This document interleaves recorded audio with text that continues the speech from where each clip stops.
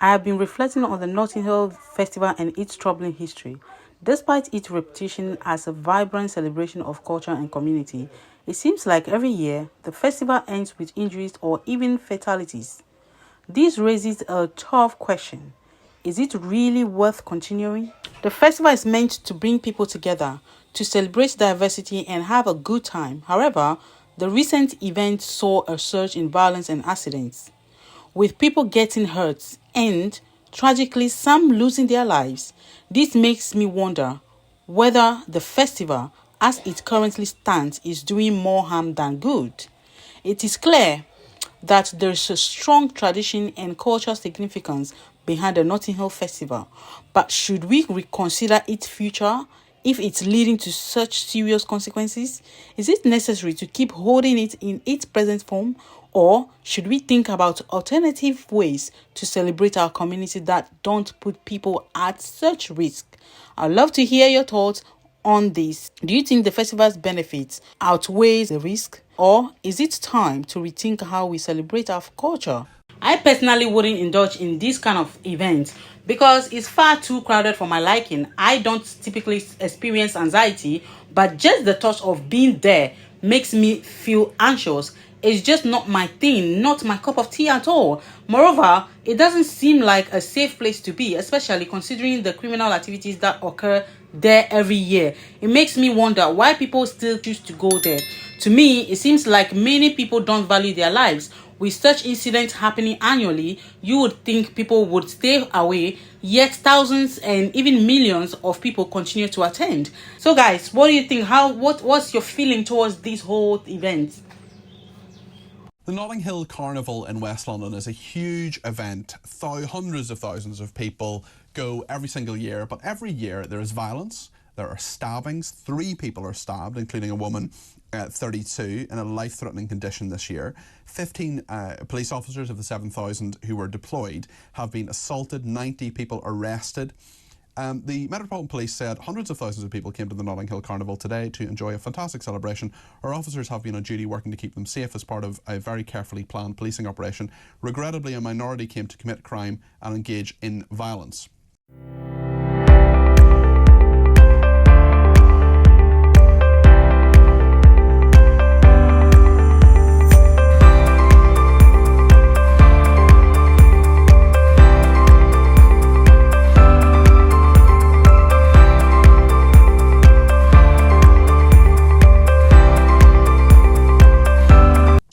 Maximin was stabbed while at Notting Hill Carnival last Sunday. She was with her young child at the time. Police and onlookers tried to help her. It is understood from police that she was actually caught up in an altercation between 2 groups. That 2 people had lost their lives. 3 people were stabbed and left in a critical condition over the weekend. In total, 8 people were stabbed at Notting Hill Carnival this year. It is a remarkable, I suppose, surge in violence, and it seems tragic to even be talking about that, given that it is meant to be this celebration and is this celebration of culture. About 1 million people were down here in West London over the weekend, and yet we have heard from the Metropolitan Police, and we've heard today, that among those 3 people that were left in critical condition, over the course of this week, they have been receiving all of the best medical treatment that has been available to them, being cared for, as we understand it, in hospitals in West London. But tragically, as we have learned, the deaths of 32-year-old Cher Maximum and 41-year-old tourist Musi Emyetu. Musi, if we just speak about him, a celebrated, talented chef who'd worked under Gordon Ramsay, was living in Dubai and he'd been visiting the UK. He was found unconscious on Monday and was taken to hospital.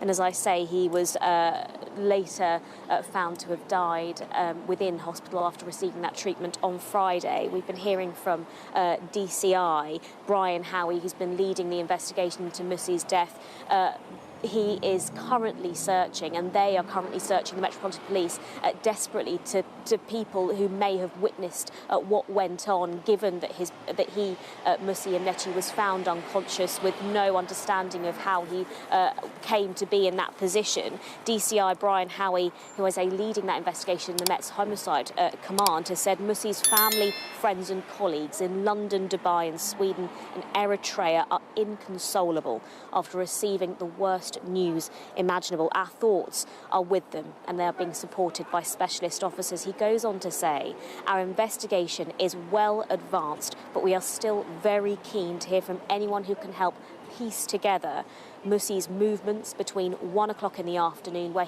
it's known he left the Arts Club in Dover Street here in West London, and between his movements there and arriving at a restaurant on Queensway, which again is about a mile away from this arts club, at 10:30 in the evening. Officers are desperate to speak to people who may have information relating to Musi's death. At the same time, they have also been revealing to us and have spoken to the family of 32-year-old Cher Maximum following that news that she too has had her life taken in the most tragic of circumstances. She'd been here visiting with family and friends this carnival, celebrating and dancing away. And it's understood, as police have referenced, and as you say, Simon, that she'd been caught up in an altercation between two groups of people. It's understood that there'd been some kind of fight that had been broken out, and she was trying to intervene in that and help in some way. It's not clear whether she knew those who went on to attack her, but she had been with, as I say, family and friends, and among them her 3-year-old daughter. They'd been celebrating and enjoying this day together when she'd got caught up in the most horrific of circumstances. 32-year-old Cher Maximum, her family, and crucially her 3-year-old daughter are being looked after by specialist officers from also the Metropolitan Police. It's a very popular event still. Hundreds of thousands of people go to it. If it's so dangerous, I suppose the question could be asked why they go. Well, I don't think it is dangerous. I mean, on the first day, certainly a children's event, it's not dangerous. But there is always a possibility that you could be robbed when you go there, but not a massive one, but it could happen. But today, the second day of the carnival, it will get worse, particularly as it moves towards evening. There's a noticeable, if you like, electricity comes into the air as it gets more and more unpleasant and the children go home. I must say, as a police officer doing duty in uniform at the carnival, it's a very unpleasant, nasty experience, because you spend most of your time being bumped into, being deafened, and if ever you attempt to make an arrest or enforce the law, get surrounded, abused, and people attempt to take the people that you've arrested away from you. So most police officers would not want to go there on their day off. Yet 7,000 of them have been there over the course of the Notting Hill Carnival, and you say it's an unpleasant thing and you try to make arrests. I mean, and people are prevented from doing so. There are a lot of people who talk about two-tier policing in this country, and I wonder if the law can be enforced completely impartially and straightforwardly throughout the whole system. I'm talking from the moment of checking whether things are all right, to arrests, to the court system and so on, for this very large event. Is that possible, do you think? No, because there's such huge numbers, and if police attempt to make arrests, particularly in certain parts of the carnival, of the Edge of All Saints Road, Ackland Passage, certain dense areas there, Lancaster Road there, you'll get prisoners. People try and take prisoners away from the police. You'll get surrounded. It's like a massive rugby scrum with people coming at you on all sides.